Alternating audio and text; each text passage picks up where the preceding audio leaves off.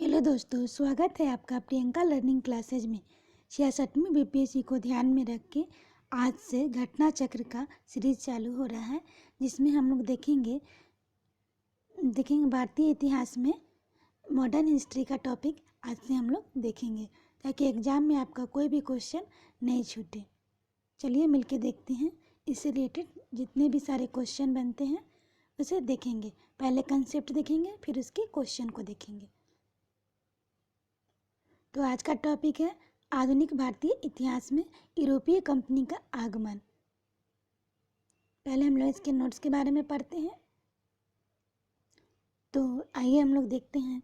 Vasco D gamma Gujarati पथ प्रदर्शक अहमद इब्न मजीद की सहायता से भारत के पश्चिमी तट पर स्थित बंदरगाह कालीकट पर 20 मई 1498 ईस्वी को पहुंचा।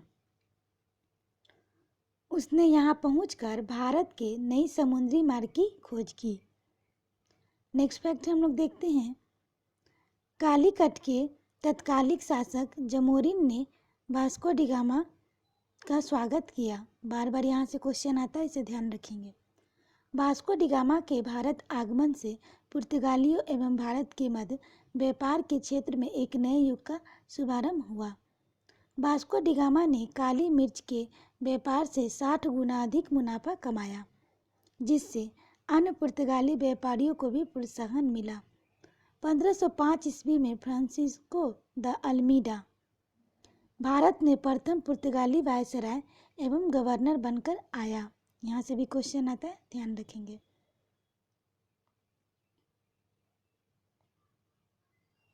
व्यापारिक हितों के परिप्रेक्ष्य में हिंद महासागर में प्रभुत्व स्थापित करने के लिए अल्मीडा ने ब्लू वाटर पॉलिसी नीति प्रतिपादन किया।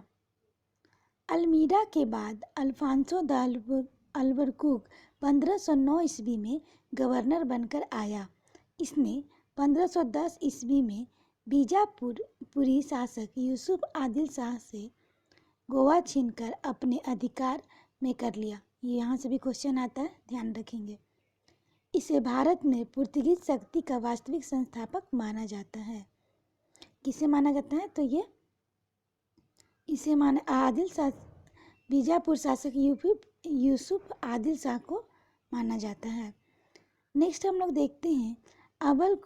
अबुलकर्क ने 1511 में दक्षिण पश्चिम एशिया की महत्वपूर्ण मंडी मलक्का एवं 1515 ईस्वी में फारस की खाड़ी में के मुहाने पर स्थित हरमुज पर अधिकार कर लिया। अब हम नेक्स्ट देखते हैं।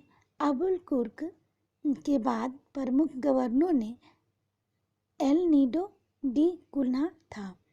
यह वर्ष 1529 से 1538 तक गवर्नर था। पुर्तगाली यात्री वास्को डी गामा ने भारत के मार्ग की, स्पेन यात्री कोलंबस ने अमेरिका की खोज की और ब्रिटेन की कैप्टन कुक ने ऑस्ट्रेलिया की और हॉलैंड के तस्मान ने वान डीमस लैंड, वर्तमान में तस्मानिया तथा न्यूजीलैंड की खोज की थी। कौन किसकी थी? तो ये एग्जाम में आता है, ध्यान रखेंगे। पुर्तगालियों के भारत के प्रथम यूरोपीय दुर्ग भी का निर्माण अल्फांसो द अल्बुकर्क समय वह वायसराय नहीं था के द्वारा 1503 में कोचीन में कराया गया था। अब हम लोग नेक्स्ट फैक्ट देखते हैं। अजीदीन व कन्नानोर में पुर्तगाली दुर्गों का निर्माण फ्रांसिस्को द अल्मीडा द्वारा 1505 ईस्वी में कराया गया था। मध्यकाल के सर्वप्रथम भारत में व्यापार संबंध स्थापित करने वाले पुर्तगाली थे। भारत में यूरोपीय व्यावसायिक कंपनियों के आगमन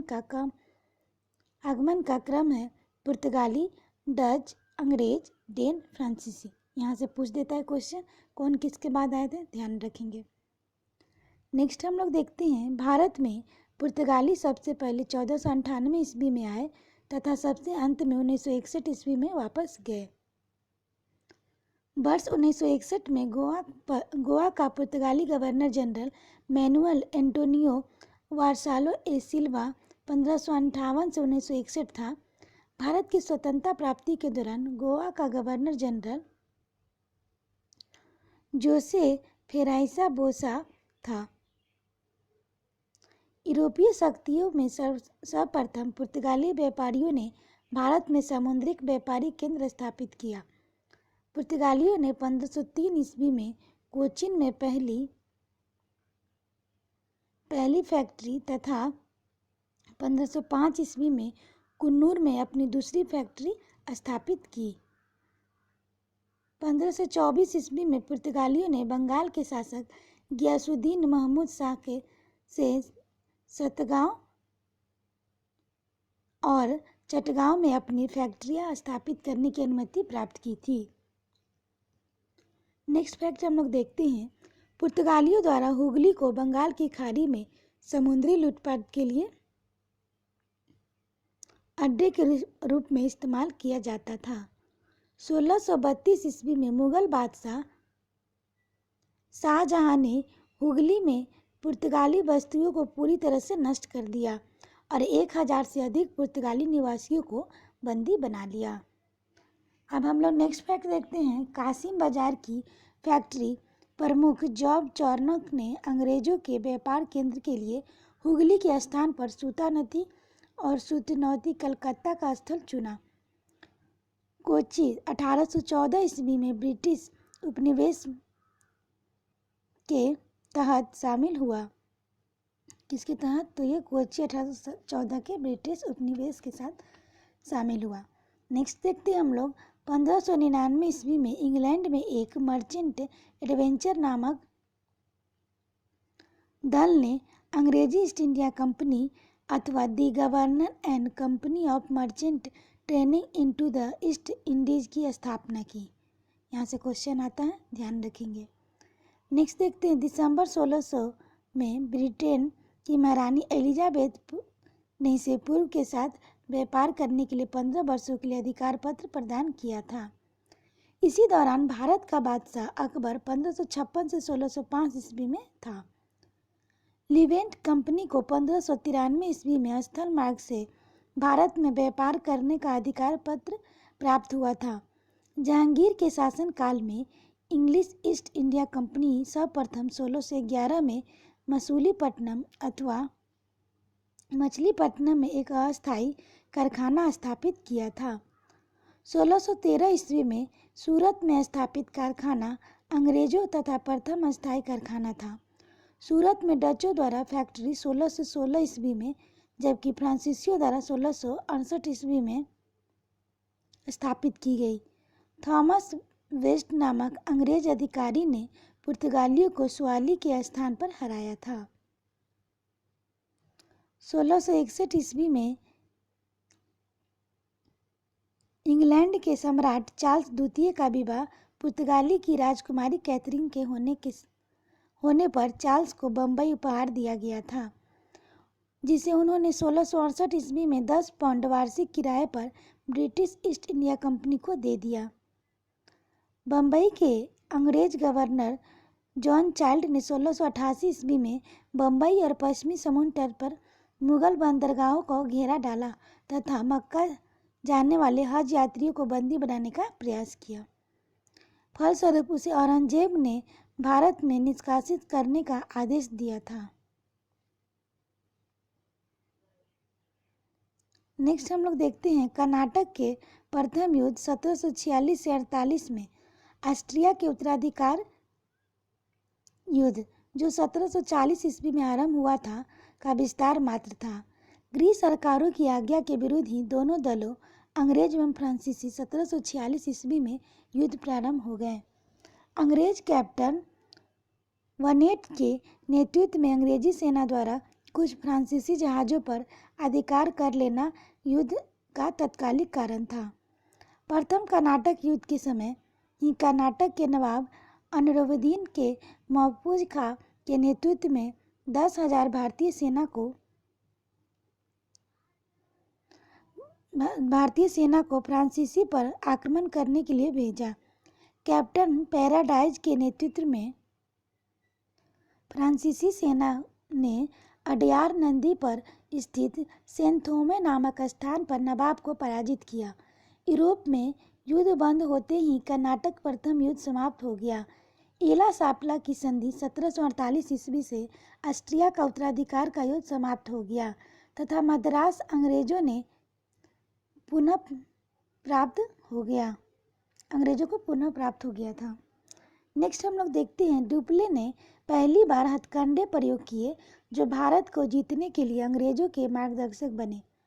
यह डुप्ले ही था जिसने पहली बार यूरोपीय सेना को भारतीय राज दरबारों में भारतीय व्यय नियुक्त करवाया था तथा जिसने पहली बार यूरोपीय हितों के लिए भारतीय राजनीति के हस्तक्षेप किया, भारत में यूरोपीय साम्राज्य की नींव रखी।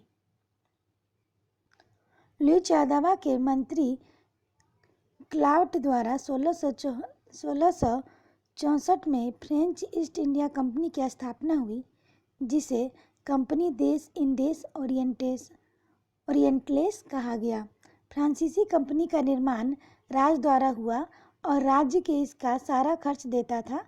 1667 ईस्वी में फ्रांसीसी कैरो के नेतृत्व में यह अभियान दल भारत के लिए रवाना हुआ। राज्य ही इसका सारा खर्च देता था।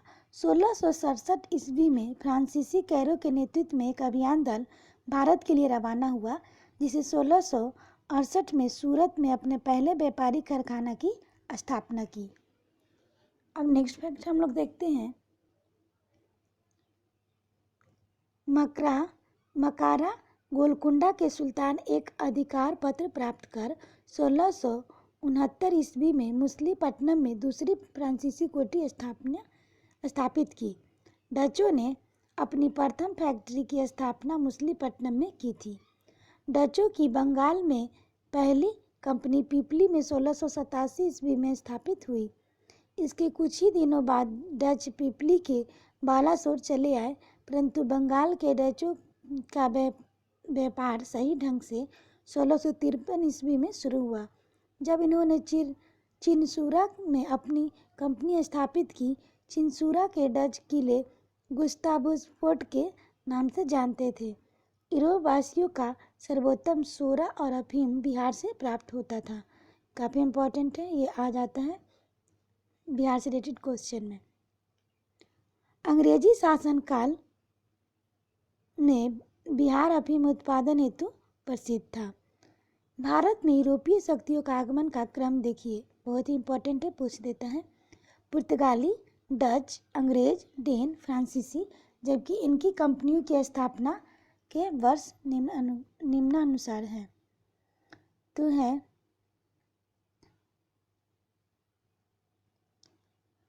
एस्टाडो द इंडिया पुर्तगीज कंपनी 1498 में, बेरी द ओस्ट India company Dutch East India Company 1602 में, the Governor and Company of merchant of Trading 1600 में, trading into the East Indies अंग्रेज ईस्ट इंडिया कंपनी।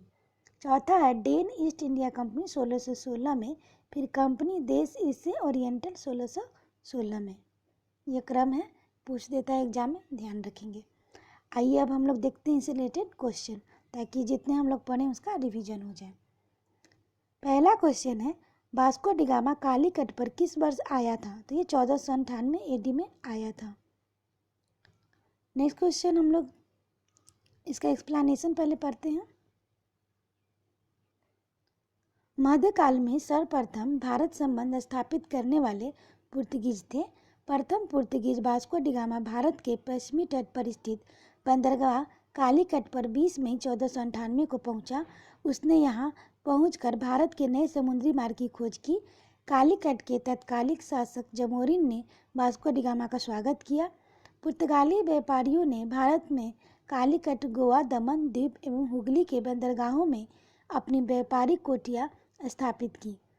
1505 ईस्वी में फ्रांसिसो द अल्मीडा भारत में प्रथम पुर्तगाली वायसराय गवर्नर बनकर आया। व्यापारिक हितों के परिप्रेक्ष्य में हिंद महासागर में प्रभुत्व स्थापित करने के लिए अल्मीडा ने ब्लू वाटर पॉलिसी की नीति प्रतिपादित किया था। अब हम लोग देखते हैं दूसरा क्वेश्चन, निम्न में से कौन नीला जल योजना ब्लू वाटर नीति से संबंधित है? तो ये द अल्मीडा, अभी ऊपर हम लोग पढ़े थे। नेक्स्ट हम लोग देखते हैं, मध्यकाल में सर्वप्रथम भारत से व्यापार संबंध स्थापित करने वाले थे, तो ये थे पुर्तगाली। नेक्स्ट हम लोग देखते हैं वास्को डी गामा भारत कब आया था, तो ये 1498 में आया था, यानी सी ऑप्शन सही है। नेक्स्ट देखते हैं पुर्तगाली उपनिवेश का प्रथम वायसराय भारत में कौन हुआ, तो यह हुआ अल्मीडा। नेक्स्ट है सूची 1 को सूची 2 से सुमेलित करना है। समुद्री यात्री और देश, तो यह है Vasco D gamma. Vasco D gamma आए थे तो पुर्तगाल से। क्रिस्टोफर कोलंबस आए थे, तो ये थे स्पेन के। कैप्टन कुक आए थे, तो ये ग्रेट ब्रिटेन के। तस्मान के हैं, तो ये हॉलैंड से आए थे। अब हम लोग देखते हैं इसका एक्सप्लेनेशन। पुर्तगाली यात्री वास्को डी गामा ने भारत के मार्ग की खोज की। स्पेनी यात्री कोलंबस ने अमेरिका की। ब्रिटेन के कैप्टन कुक ऑस्ट्रेलिया की तथा हॉलैंड के तस्मान ने वान डीमस लैंड वर्तमान तस्मानिया तथा न्यूजीलैंड की खोज की थी। नेक्स्ट हम लोग देखते हैं भारत में पुर्तगाली शक्ति का वास्तविक संस्थापक कौन था, तो अल्बर्ट क्रुक था। इसका एक्सप्लेनेशन हम लोग पढ़ते हैं। भारत में पुर्तगाली शक्ति का वास्तविक संस्थापक अल्बुक क्रुक था। 1509 से 15 ईस्वी में था। इसने भारत में एक प्रादेशिक शक्ति के रूप में पुर्तगाली राज की स्थापना की। फरवरी 1510 में बीजापुर के आदिल शाही सुल्तान को गोवा को जीतना अल्बर्ट क्रुक की पहली महत्वपूर्ण उपलब्धि थी। गोवा की विजय ने दक्षिण पश्चिम समुद्र तट पर पुर्तगाली नौसैनिक प्रभुत्व पर मुहर लगा दी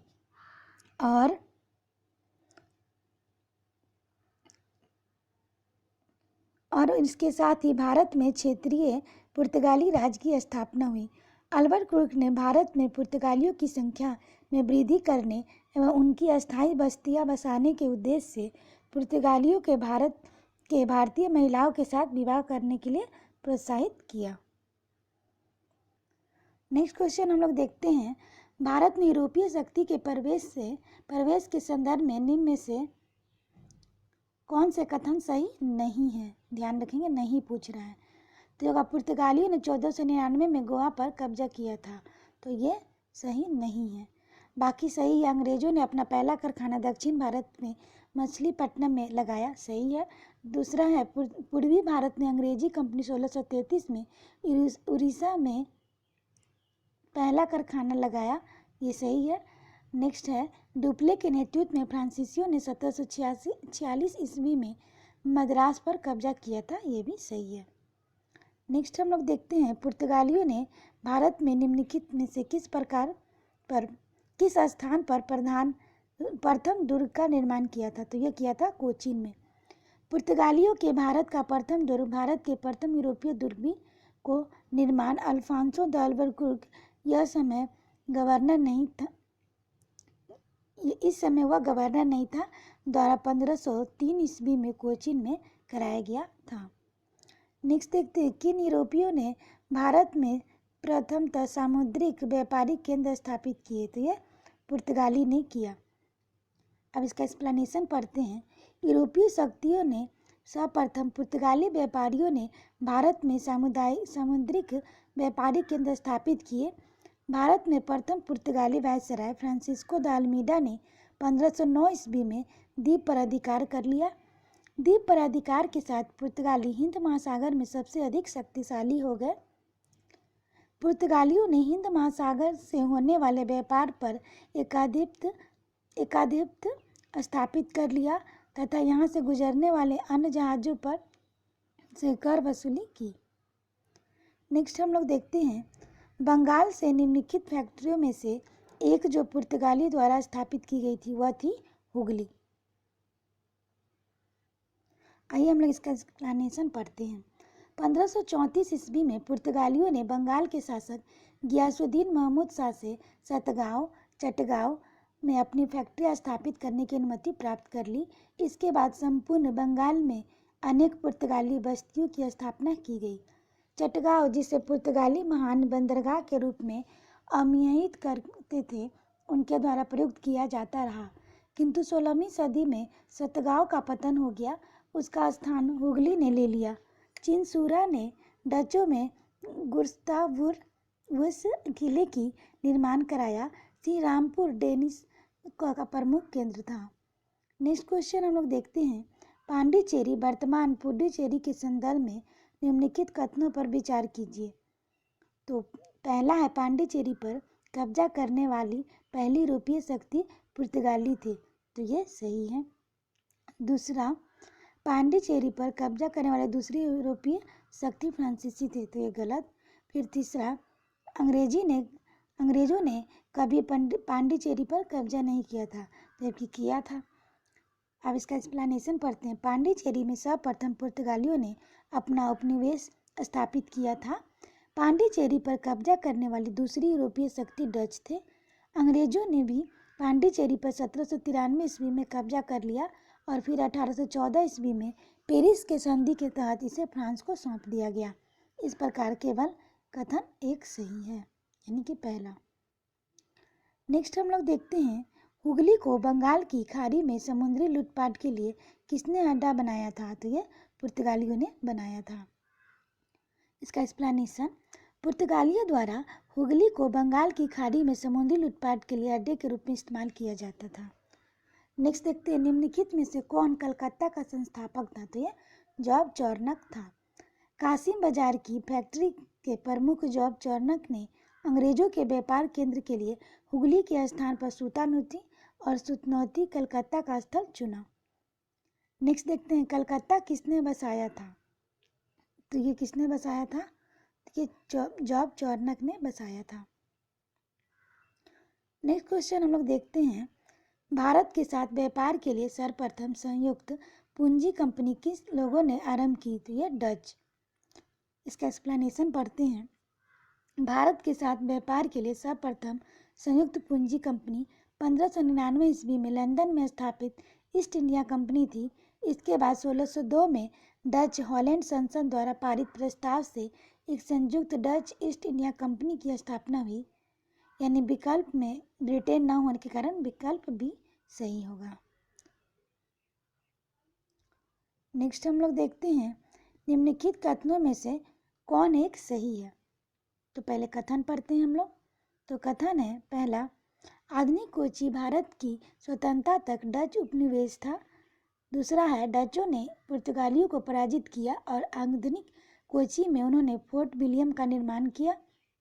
तीसरा, आधुनिक कोची पहले डच उपनिवेश था जिन पर बाद में पुर्तगालियों का अधिकार हो गया।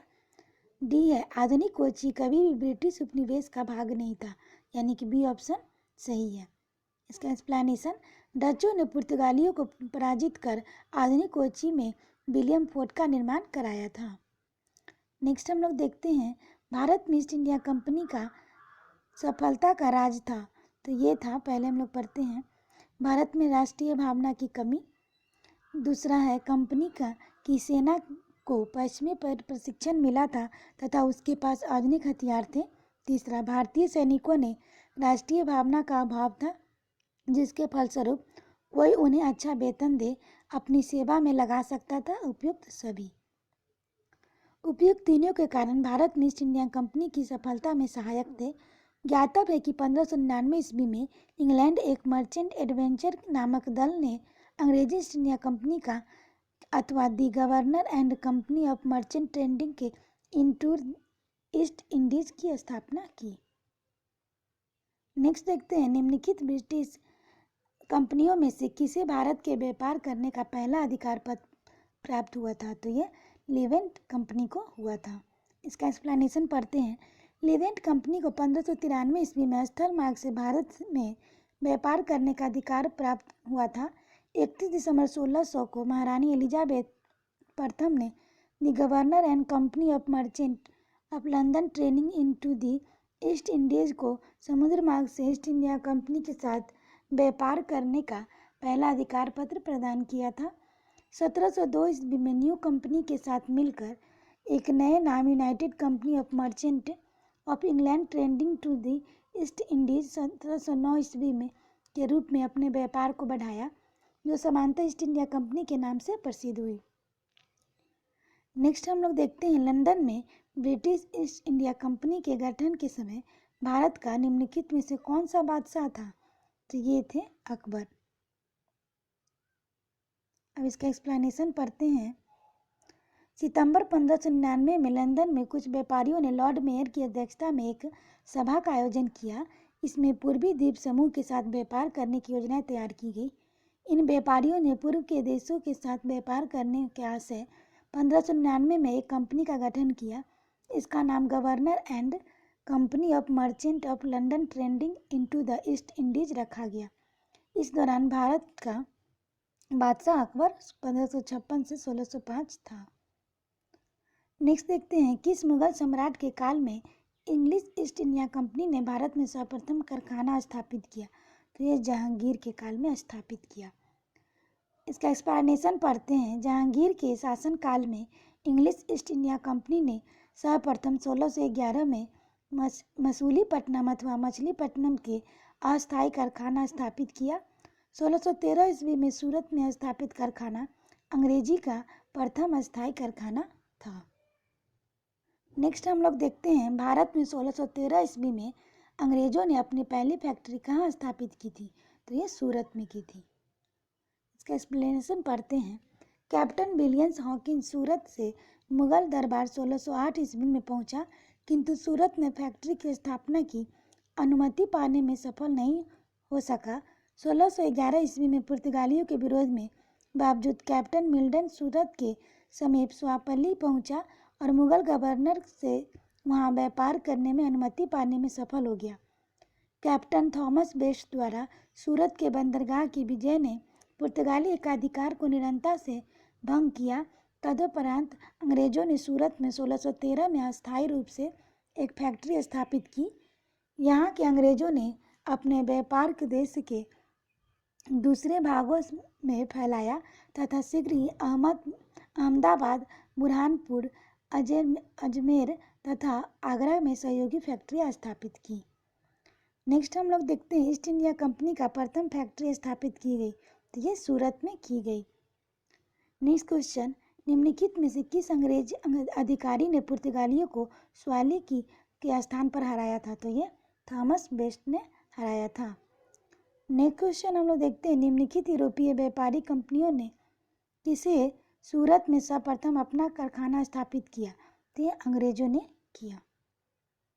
इसका एक्सप्लेनेशन पढ़ते हैं। यूरोपीय व्यापारी कंपनियों में ब्रिटिश ईस्ट इंडिया कंपनी ने सर्वप्रथम सूरत में फैक्ट्री स्थापित की थी। 1613 ईस्वी में जहांगीर ने अंग्रेजों को सूरत में अस्थायी कारखाना स्थापित करने की अनुमति दी थी। सूरत में डचों द्वारा फैक्ट्री 1616 में जबकि फ्रांसीसियों द्वारा 1668 में स्थापित की गई थी। उल्लेखनीय है कि ईस्ट इंडिया कंपनी ने सर्वप्रथम 1611 में अपना कारखाना स्थापित किया था जो अस्थायी था। इन्होंने अपना प्रथम अस्थायी कारखाना 1613 में सूरत में ही स्थापित किया था। फ्रांसीसियों ने अपना प्रथम कारखाना 1668 में सूरत में ही स्थापित किया था। नेक्स्ट देखते हैं वर्ष 1613 में अंग्रेजी ईस्ट इंडिया कंपनी को कहाँ एक कारखाना व्यापार स्थल स्थापित करने की अनुमति मिली? तो ये सूरत में मिली। नेक्स्ट देखते हैं ईस्ट इंडिया कंपनी के प्रारंभिक दौर में वेस्टर्न प्रेसिडेंसी कहाँ थी? तो ये सूरत में थी। इसका एक्सप्लेनेशन, ईस्ट इंडिया कंपनी ने आरंभ में सूरत को प्रेसिडेंसी बनाया था, बाद में यह बॉम्बे स्थानांतरित कर दी गई।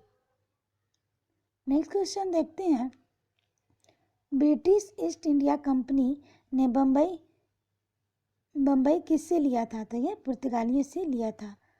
ब्रिटिश ईस्ट इंडिया कंपनी ने बम्बई पुर्तगालियों से लिया था। नेक्स्ट हम लोग देखते हैं ईस्ट इंडिया कंपनी के किस गवर्नर को औरंगजेब द्वारा भारत से निष्कासित किया गया? तो ये सर जॉन चाइल्ड को किया गया। इसका एक्सप्लेनेशन पढ़ते हैं। बम्बई के अंग्रेज गवर्नर जॉन चाइल्ड 1668 ईस्वी में बम्बई और पश्चिमी समुद्री तट के मुगल बंदरगाहों को घेरा डाला और मक्का जाने वाले हज यात्रियों को बंदी बनाने का प्रयास किया। फलस्वरूप उसे औरंगजेब ने भारत से निष्कासित करने का आदेश दिया था। मुगल शासक औरंगजेब के सामने उसे विवश होना पड़ा और अंततः उसे माफ़ी मांगनी पड़ी थी। अब हम लोग नेक्स्ट देखते हैं, निम्नलिखित में से प्रथम कर्नाटक युद्ध का कौन सा तत्कालिक कारण था? तो ये होगा अंग्रेजों द्वारा फ्रांसीसी जहाज़ों का अधिग्रहण। इसका एक्सप्लेनेशन पढ़ते हैं। कर्नाटक का प्रथम युद्ध 1746 से 48 ईस्वी, एग्जाम में पूछता है। ऑस्ट्रिया का उत्तराधिकार युद्ध जो 1740 ईस्वी में आरंभ हुआ और विस्तार मात्र था। गृह सरकारों की आज्ञा के विरुद्ध ही दोनों दलों अंग्रेज एवं फ्रांसीसियों में 1746 ईस्वी में युद्ध प्रारंभ हो गया। अंग्रेज कैप्टन बनेट के नेतृत्व में अंग्रेजी सेना द्वारा कुछ फ्रांसीसी जहाज़ों पर अधिकार कर लेना युद्ध का तत्कालिक कारण था। नेक्स्ट हम लोग देखते हैं, कर्नाटक युद्ध किन किन के मध्य लड़ा गया था? तो ये अंग्रेज और फ्रांसीसी के बीच लड़ा गया था। सूची 1 को सूची 2 से सम्मिलित करके सूचियों में नीचे दिए गए कोड का उपयोग सही उत्तर के लिए चुनना है। तो प्रथम कर्नाटक युद्ध हो गया, इसके हम लोग एक्सप्लेनेशन से ही पढ़ लेते हैं। प्रथम कर्नाटक युद्ध एला सप्ला एक्सला चैंपल की संधि के अंत, तृतीय कर्नाटक युद्ध पेरिस के संधि से अंत, और तीसरा द्वितीय कर्नाटक युद्ध अनिर्णायक युद्ध, और प्रथम मैसूर युद्ध ब्रिटिश की हार हुई थी। नेक्स्ट हम लोग देखते हैं, निम्नलिखित में से कौन सा प्रथम यूरोपियन व्यक्ति था जिसने भू क्षेत्र अर्जित करने के उद्देश्य से भारतीय राजाओं के झगड़ों में भाग लेने की नीति आरंभ की थी? तो ये डुप्ले था। आइए इसका एक्सप्लेनेशन हम लोग पढ़ते हैं। एक्सप्लेनेशन है, डुप्ले ने पहली बार हथकंडे प्रयोग किए जो भारत को जीतने के लिए अंग्रेजों के मार्गदर्शक बने। यह डुप्ले ही था जिसने पहली बार यूरोपीय सेना पर भारतीय राजदरबारों में भारतीय व्यापार नियुक्त करवाया, जिसने पहली बार यूरोपीय हितों के लिए भारतीय राजनीति के हस्तक्षेप किया तथा भारत में यूरोपीय साम्राज्य की नींव रखी। इसके बारे में जीबी मालसेन ने लिखा है, उसकी योजनाओं का प्रभाव उसके जाने के पश्चात ही रहा। वह भूमि जिसे अपने सूझबूझ से जोता और उर्वर बनाया, वह क्षमता तो उसने दर्शाई, उसके लौटने के तुरंत पश्चात उसके प्रतिद्वंदियों ने उपयोग की और उससे अत्यधिक लाभ उठाया। किसने ये लिखा था? जीबी मालेसन ने। नेक्स्ट हम लोग देखते हैं, भारत में फ्रांसीसियों ने अपना सबसे पहला कारखाना किस स्थान पर लगाया था? तो ये सूरत में लगाया था। इसका एक्सप्लेनेशन पढ़ते हैं। लुई 14वें के मंत्री कालबार्ट द्वारा 1674 ईस्वी में फ्रेंच ईस्ट इंडिया कंपनी की स्थापना हुई, जिसे कंपनी देश इंडेस ओरिएंटल लेस कहा गया। फ्रांसीसी कंपनी का निर्माण राज्य द्वारा हुआ, राज्य में ही इसका सारा खर्च देता था। 1667 ईस्वी में फ्रांसीसी कैरो के नेतृत्व में एक अभियान दल भारत के लिए रवाना हुआ, जिसने 1668 ईस्वी में सूरत में अपने पहले व्यापारिक कारखाने स्थापित की।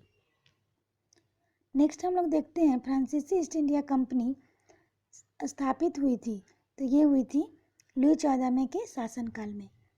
नेक्स्ट हम लोग देखते हैं, निम्नलिखित में से किसे भारत में फ्रांसीसी कंपनी का संस्थापक माना जाता है? तो ये कालबार्ट को माना जाता है। नेक्स्ट क्वेश्चन है, बंगाल में निम्न में से कौन सा कारखाना डचों ने स्थापित किया था? तो ये किया था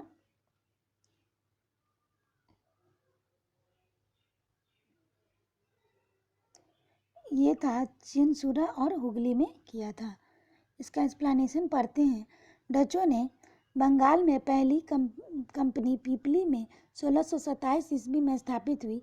इसके कुछ दिनों ही बाद डच पीपली के बालासोर चले आए और बंगाल में डचों ने 1635 ईस्वी में प्रारंभ कर 1656 ईस्वी के बीच कुछ समय के लिए हुगली में फैक्ट्री का संचालन किया।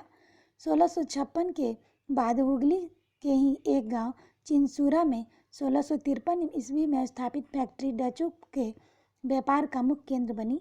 स्पष्ट है कि दिए गए विकल्पों में डचों का कारखाना चिनसुरा हुगली एक ग्राम के साथ साथ हुगली मुख्यालय भी था।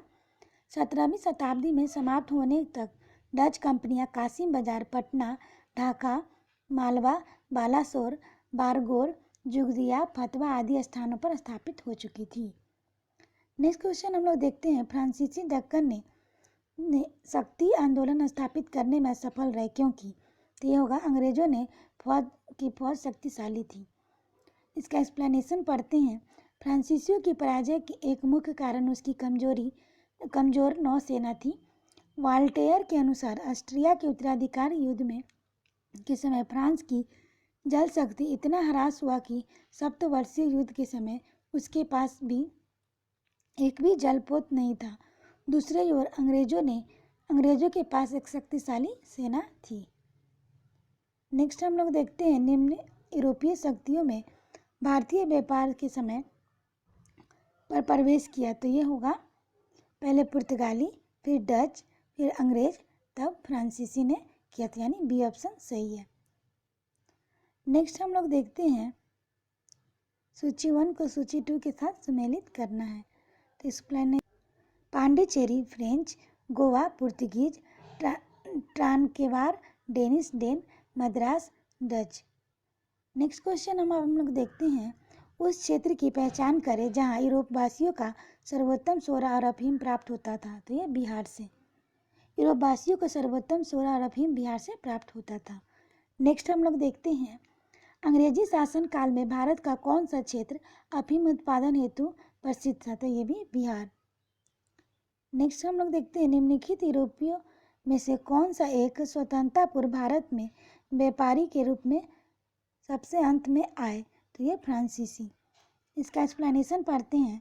16वीं 17वीं शताब्दी में यूरोप में अनेक राष्ट्रों ने व्यापारी समय समय पर व्यापार के उद्देश्य से भारत में आए। इन यूरोपियों में सबसे पहले 1498 ईस्वी में पुर्तगाली, 1605 ईस्वी में डच, 1608 ईस्वी में अंग्रेज, 1664 ईस्वी में फ्रांसीसियों का आगमन हुआ। इस प्रकार उपयुक्त विकल्पों में से भारत आने वाले व्यापारी सबसे अंत में फ्रांसीसियों का आगमन हुआ। नेक्स्ट हम लोग देखते हैं निम्न से किन स्थानों पर डचों ने व्यापारिक अड्डे स्थापित किए थे। तो ये किए थे सभी पर, यानी कि नागपट्टनम, चिंसूरा, मछलीपट्टनम, सूरत, भरूच, आगरा और कोचीन, अहमदाबाद, पटना सभी में किए थे। नेक्स्ट हम लोग देखते हैं निम्नलिखित पर विचार कीजिए। तो पहला है मृदा के स्वरूप तथा उपज के गुणों के आधार पर भूमि राजस्व का मूल्यांकन। दूसरा युद्ध में चलती फिरती तोपों का उपयोग। तीसरा तंबाकू और लाल मिर्च की खेती। उपयुक्त में से कौन अंग्रेजों के भारत की देन थी।